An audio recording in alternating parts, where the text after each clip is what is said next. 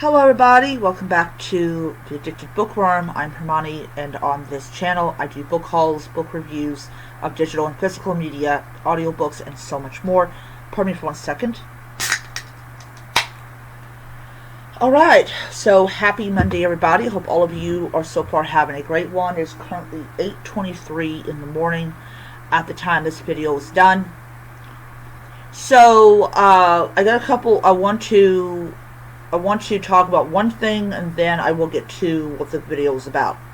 So starting March 1st, I'm going to be doing a detailed review of, or detailed impression of, the first, 4 chapters and 5 chapters, 4, 5, 4, 5, on and on, until I get to the end of the book.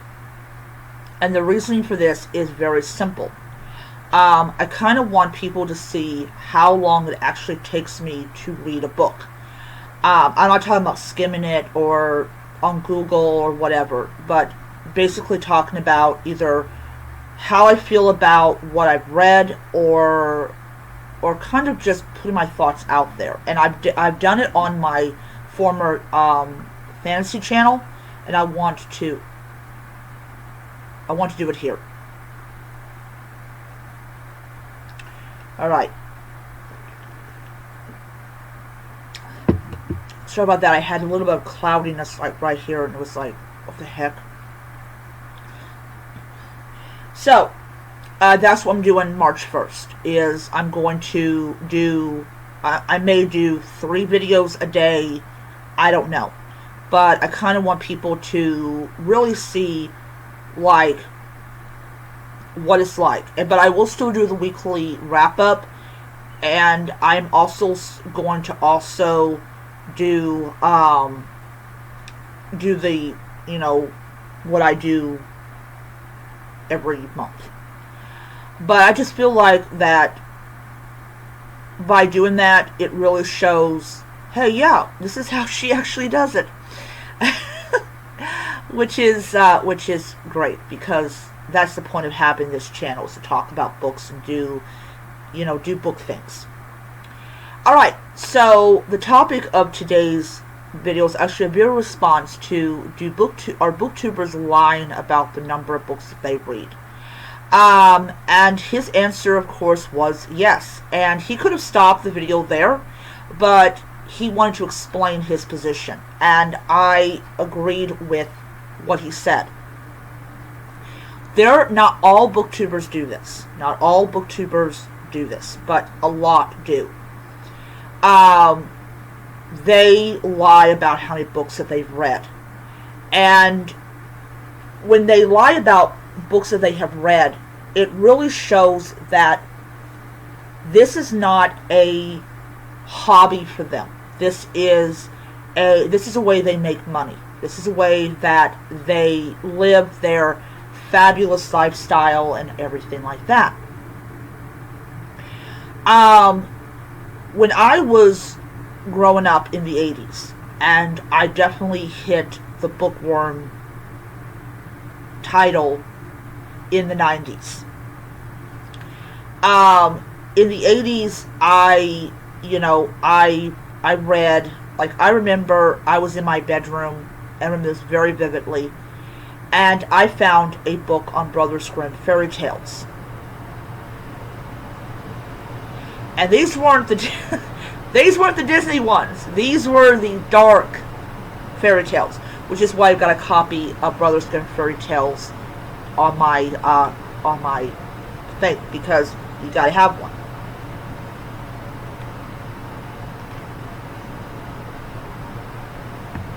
So, yeah. You have to have Brothers Grimm fairy tales in your library if you're a reader. But that got me addicted to reading. But I think it was R.L. Stine's Fear Street series that really cemented my love for reading. I loved it. And I remember being, I think it was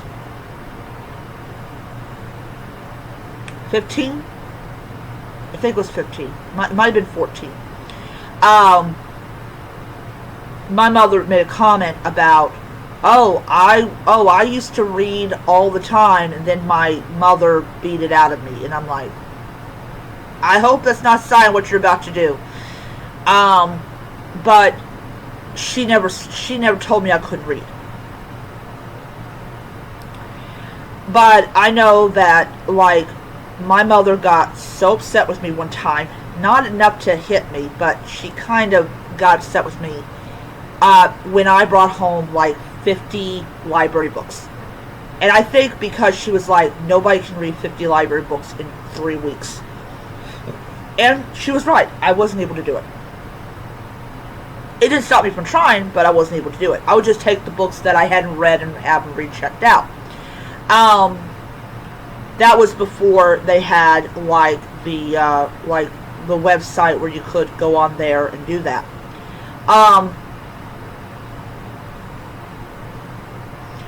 So reading has always been an important part of my life growing up. I had to always have a book in my hand. And I remember back in, I think, 2007, I believe it was, when I believe that's when the Kindle e-reader came out. And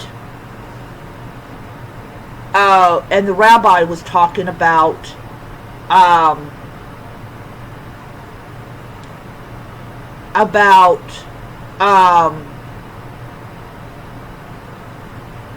that there was something that had just hit the market called the Kindle, and he wasn't sure if he wanted to buy one, and I don't even know if he did buy one.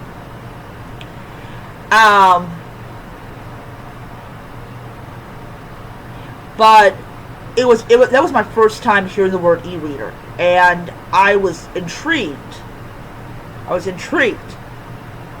My mother didn't see it, but I was intrigued. And I remember when we were moving down here, I asked my mother if I could have some money to buy an e-reader so I would have something to read on the trip. And she was like, call them up, find out how much it is, and I'll give you the money. And I was told how much it was. I went to Kmart. Yes, I went to Kmart. And I bought a Nook, which was my first e-reader that I had. And I hooked it up to our internet, and I downloaded books that my mother definitely would not have approved of. Leave it at that. But e-readers, especially the one I've got, has enabled me to read books faster. I can get through 10 chapters in under 20 minutes because I'm a speed reader. And I've always been a speed reader. One time I remember going through a single book in a day. I was a speed reader. And I will always be a speed reader. I like to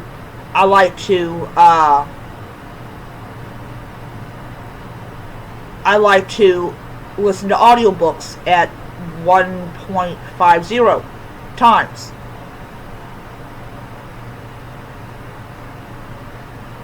And it's really weird. I went to 2 and it's like, I'm like, I did. What the heck did she just say? I don't know. But yeah, I mean, I will take my e-reader to work, and I will sit there in the lobby, and I will sit there for 2 hours in one position reading the book. And my coworkers know the e-reader comes out, it's don't bother Michelle. Don't bother Hermione at all. She does not want to talk to you. She's not interested in what you have to say to her. You can wait till I get back on the line, and then you can tell me what you want to tell me. They know that. When I got home last night, I immediately whipped out the Kindle, and I read all the way up to like 10 more stories. I am a vivacious reader. I consume books like people consume TikToks. And the thing with me is, like, when the ebook is out, my phone is somewhere else. I don't have any desire to look up whatever people had to say to me. Now, if it's something important, like work related, then yeah, I will pay attention to it. But other than that, no, I don't. So, I remember it wasn't last week, it was the week before last. It was like the week between, like the week my brother got paid. We didn't really have people in. And I came in at I was supposed to come in at 6. I came in at like 5:45. And nobody was there. So my manager was like, well, I know you clock in at 6. Can you clock in at 6:30? Okay, great. Whipped out my e-reader, started reading. 6:25 comes around. I look at her. She goes, clock in at 7. If we get I didn't even think I'd ever clock in. I did not think I would ever clock in. I thought I would finish like 4 books by the time it was time for me to clock in. Then, a little bit before 7, we had a large group of people that came in. I held up my uniform shirt to let them know I was changing. Turned off the e-reader, changed, went into work. 45 minutes later, I was back out doing my break, finished the book. But that's the thing that I'm trying to, I really, really get agitated by, is people that buy all these books and they will either look up the synopsis on whatever, look up people's reviews of the book, and then they will do what they do. I really think that we need more in-depth book reviews, which is why I said I'm starting March 1st. I'm going to start doing that. We need more in-depth book reviews. We need proof, absolute proof, that these people read the book. And I know I'm going to get people to go and say, oh, why should they have to prove they read the book? Because they're booktubers. They're booktubers.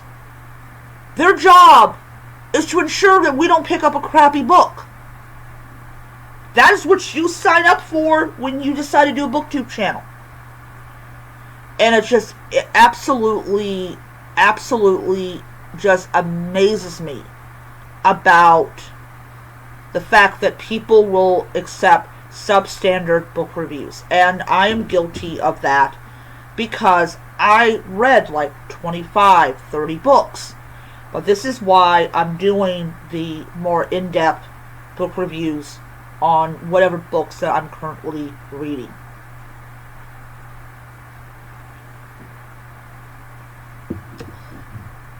So, yeah.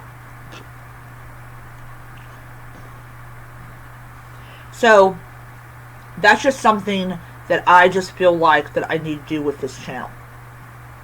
Set myself apart from all the other people that do baseline reviews, because I used to kill it in book reports when I was younger. And I remember being a very avid reader, and I'm still, that's why my channel is called The Addicted Bookworm, because I'm totally addicted to books. I'm totally addicted to them. I think they are the best thing that ever came out. Sorry. If anyone wants to know why I'm doing that and don't know the story behind it, I actually got detergent in my eye like a month ago, and every once in a while this part here will get all blurry, and I'm kind of worried about that. But someone said, well, if you happen to go blind, at least you got audiobooks. I'm like, that's not the point. I would have to spend a lot of money for audiobooks. But yeah. So, yeah. So, that is the thing. That's the thing about booktubers. Is, more often than not, a lot of them do lie about how many books that they read. And they have tricks that they do to make you believe that they read the book. And it's like, it's really bad. It's not a good thing. So here's something else that I also like. I also like to read large print books. Large print books are great, especially when you have very low lighting. You can still read the book. And in this one, there is a woman who is doing an opening for her mocha magic, which is supposed to be this aphrodisiac. And what happens is a guy in her room is basically she goes to Cozy's Claire's former mother-in-law, and her former mother-in-law calls her up and basically says, yeah, my friend has a dead body in her room of the guy she was with, basically, in no certain terms.